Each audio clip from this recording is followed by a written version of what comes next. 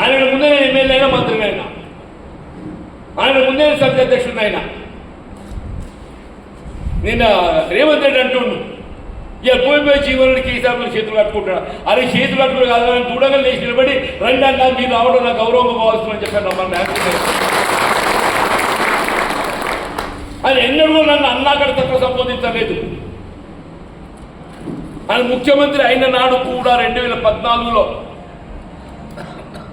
చాలా సరళం ఉండి ఉంటుంది అనుకుంటా. నేను జడ్పీటీసీ ఏదైతుందో సమయం ఉండి ఉంటుంది జాకుందామా.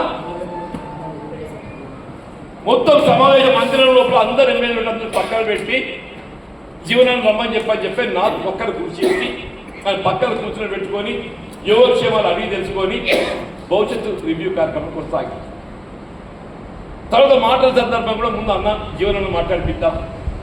పెద్ద అయిన అనుభవజ్ఞుడు జిల్లాలో నేను మాట్లాడగానే పౌర్ణమిని మంత్రిని అడిగింది. మా మీద గౌరవంతో ఎందుకు అప్పటికప్పుడు 75 కోట్లు మంజూరు చేసిందని చెప్పండి. చేతితో పుట్టలు రాసులు అంటూ నేను కేసీఆర్ గారు నాకు వ్యక్తిగతంగా కాదయా, ఆయన తెలంగాణ సమాజాన్ని గౌరవిస్తాడు. ఆయన ఉద్యమ నాయకుడు అని చెప్పంటూ నేను ఈ స్థాయికి ఎదుగుతాడే, అది ఈ స్థాయికి ఎదిగిందంటే ఎదుగుతాడు అని చెప్పంటుండే. మామూలు మనిషి ఎదగడు కదా. ఎంత జరుగుతుంటే చివరికి ఏమొచ్చింది, ఏమో పెద్ద మనిషి మంచుకుండే, ఏదైనా మాట్లాడి తప్పకపోతుండే.